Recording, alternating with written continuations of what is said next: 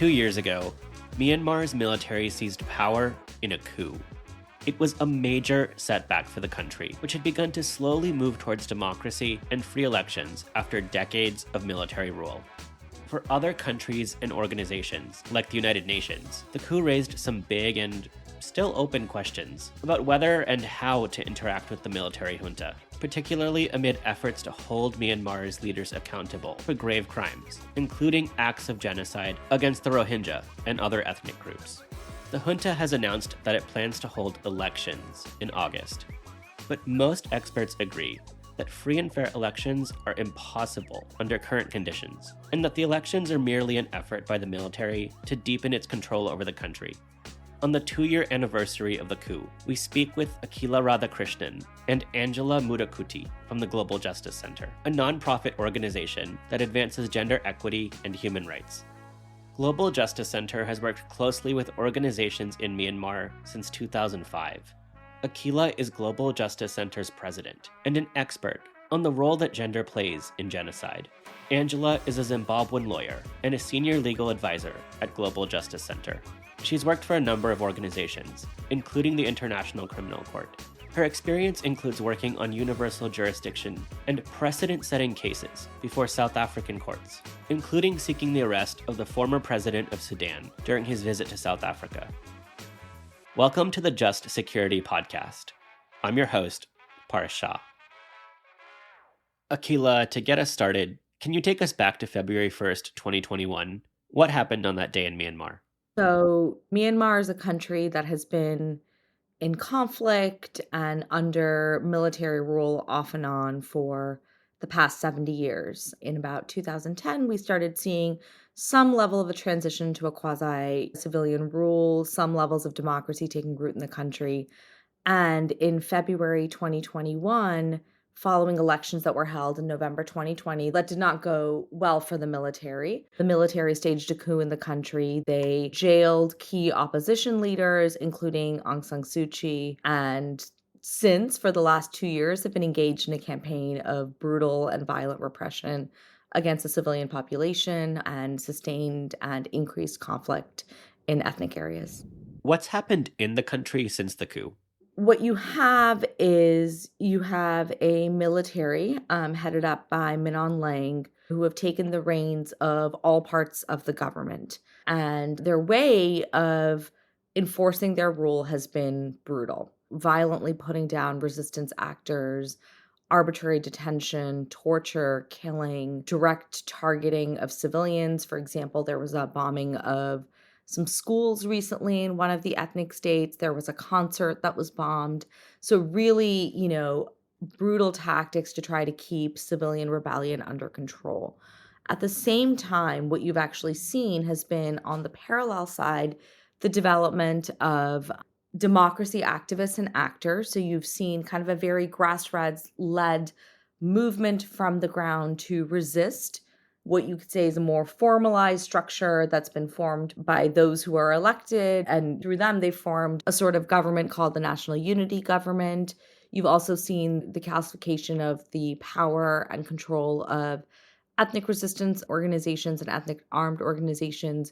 You've also seen the formation of local militias who are in opposition to the military, who have been taking up arms. So what you have right now in the domestic context is a really complicated political structure where one thing is certain, and it's that the military is not in territorial or in many other ways control of the country.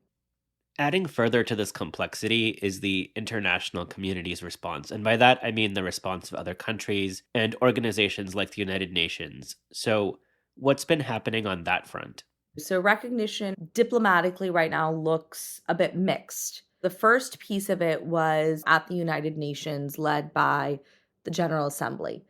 The UN has made a decision to not make a decision on who represents Myanmar. So what they've done is they've actually carried forward the credentials of the former ambassador, Chamotin, who was appointed under the quasi-civilian government, who has now subsequently pledged allegiance and stands as a representative of the national unity government.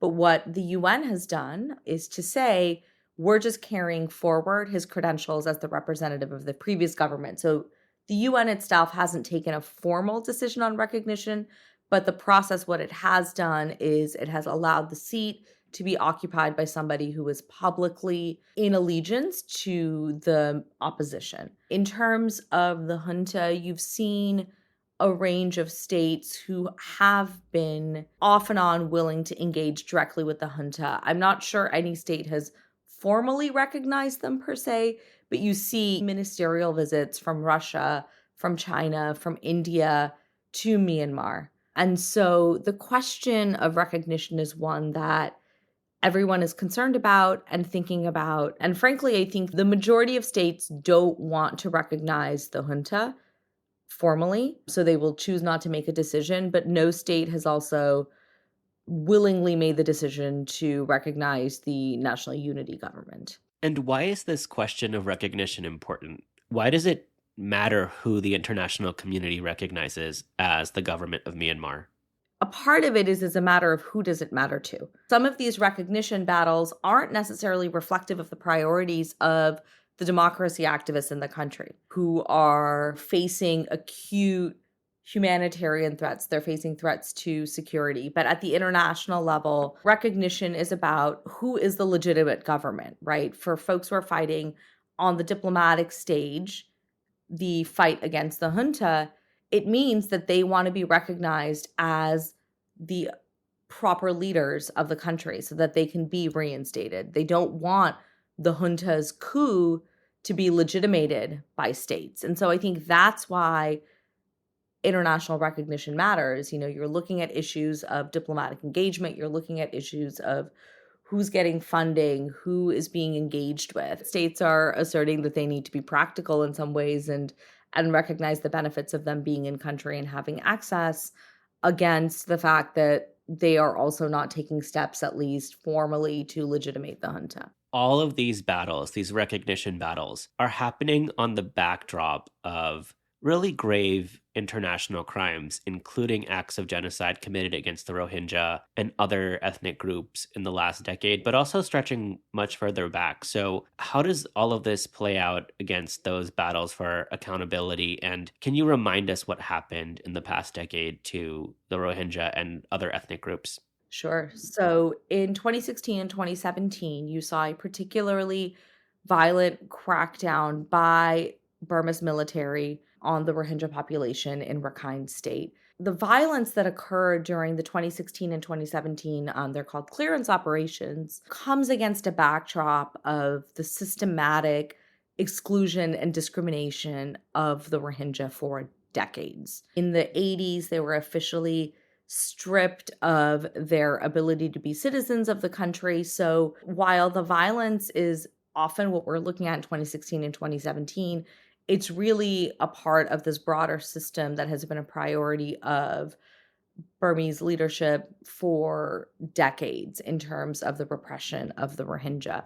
I also would be remiss if I didn't note that the attacks against the Rohingya are also coming in concert with over 70 years of conflict and repression of a range of ethnic minorities across the country. The military has used systematic tactics that amount to war crimes, crimes against humanity, and genocide across a range of ethnic groups, but particularly in the context of the Rohingya, it was what the UN and others have deemed a genocide. What have efforts to hold the people who committed these crimes accountable looked like? In the aftermath of the genocide, there were, for the first time, actual attempts made to pierce the total impunity that the military has had for decades for the crimes that it's committed. So the first major piece of progress was the Gambia filed a genocide case at the International Court of Justice. Kind of in that same week, actually, a fateful week in November 2019, you also saw the ICC open an investigation on a very limited jurisdictional principle around looking at cross-border crimes that happened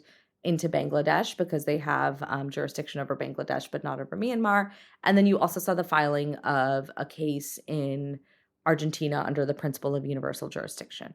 Since the coup, you've also seen a few other places where cases may have been initiated in some level or the other: Indonesia, Turkey, and most recently, a complaint filed with the German federal prosecutor in Germany. Angela, I want to turn to you. These cases that are happening in national courts under universal jurisdiction. What is universal jurisdiction?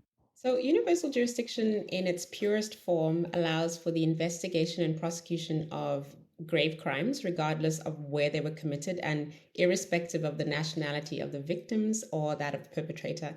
And when I say grave crimes, I mean, for example, genocide or crimes against humanity or torture. And the idea is that these crimes are so egregious that they're considered an affront to humanity and the international community as a whole, and therefore, on that basis, they must not go unpunished. Often, victims cannot get justice in their own country. They have nowhere to turn, especially in situations where the International Criminal Court has no jurisdiction, and that happens quite often. And so there's a justice gap and a vacuum that needs to be filled. And this is where universal jurisdiction comes in, where courts can intervene and provide justice for the victims and survivors. What are some of the challenges with these types of cases? So one of the challenges we have with universal jurisdiction is sometimes you'll get prosecutors and investigators who tell you this is hard to investigate. We can't do this. We don't have access to the crime scene. We don't have enough victims and witnesses. But these are not reasons not to pursue universal jurisdiction. They can be overcome. But these are some of the responses I've heard in my practice and in my cases when I'm trying to use universal jurisdiction.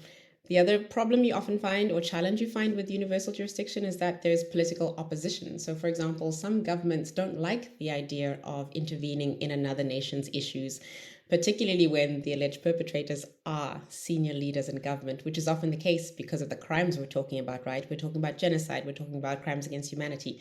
So there's a scale which makes things difficult, but these challenges can be overcome, and I've seen it in my previous cases where the law is clear on this, therefore the political resistance can't stop justice and can't hinder the case.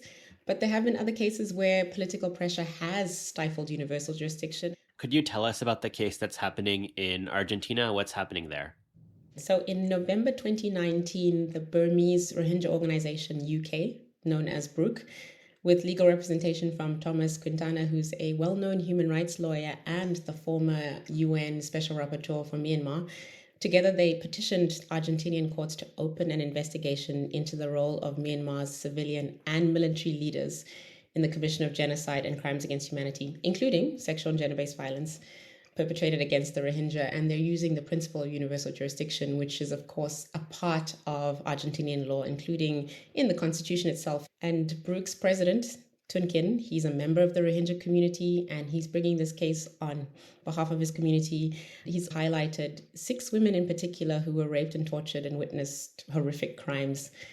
And so in this case, there's of course a long history of the persecution of Rohingya in Myanmar, but BROUK's filings focus on a time period from 2012 to 2018. And in July 2021, unfortunately, the case was dismissed by a court, but BROUK were able to appeal. And in November 2021, the second chamber of the Federal Criminal Court in Buenos Aires confirmed that they would launch a case against Myanmar officials. This case is very important because it's the first case related to the situation of the Rohingya that's universal jurisdiction is being used. And of course, other cases have been launched in other parts of the world subsequently, but this is really the first one. And it's also significant because it includes sexual and gender-based violence. And we know that sexual and gender-based violence is under-prosecuted. There's a very good report from Trial International. They do an annual universal jurisdiction review. And in their 2021 report, they say that out of 125 charges of international crimes, only 17 addressed conflict-related sexual violence and gender-based violence. So we can see that there's a need to raise the profile of these issues and to ensure investigation and prosecution. Global Justice Center also recently filed a submission in the case. What did the submission address?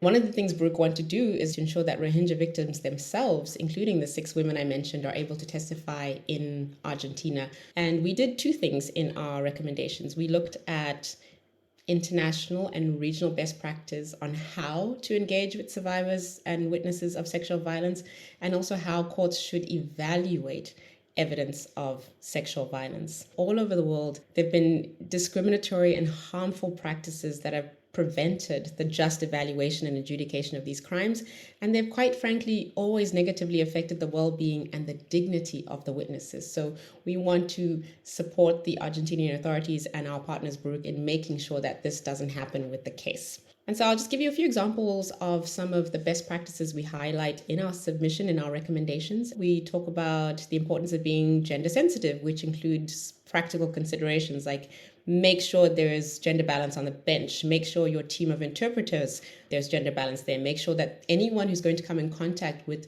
the witnesses, for example, if you have a victims and witness unit, make sure that there's also balance there.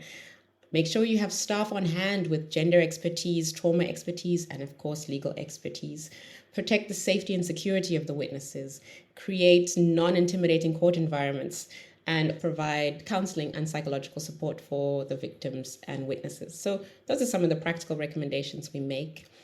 And we also want to provide context for the court on how gender has played a role in Myanmar, because the attacks against the Rohingya and the associated criminal acts such as sexual violence have affected different genders in different ways. And so you have to really do a gender analysis of the whole situation. While men and boys are, of course, victims of sexual violence, women and girls are often the primary targets.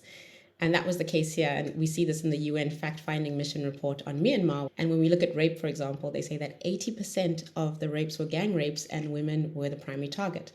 So in Myanmar, we see that the widespread use of sexual violence has to be understood in context. Thanks for that overview of such an important case. This case is really special because it's led by survivors and affected communities who are leading the charge. And I think that's very important when we think of justice and accountability, is making sure that we have people from the affected communities who are leading these initiatives. Akila, coming back to you, as we mark this anniversary and we also look forward, what should the international community be thinking about, and what steps does it need to take to respond to the junta? The last 2 years have been largely reflected by a significant lack of progress, particularly from the international community. ASEAN, right at the start, stepped up and said, we'll be in charge of this process, and came up with this 5-point consensus, no points of which have been meaningfully engaged with or made process with. The international community, the UN, continues to hide behind ASEAN. You've seen states impose some unilateral sanctions, take some measures to cut off arms flows individually, but you haven't seen something like a global arms embargo be passed. You haven't seen the Security Council come together with an ICC referral. After 2 years, the UK in December managed to get a Security Council resolution on Myanmar, which is not just the first resolution on Myanmar since the coup, it's actually the first Security Council resolution on Myanmar ever. They couldn't even get one in the wake of the Rohingya genocide. And, you know, they started with something ambitious, and it got whittled down, and all that remained when it was passed is for the UN Special Envoy to report to the Council in March.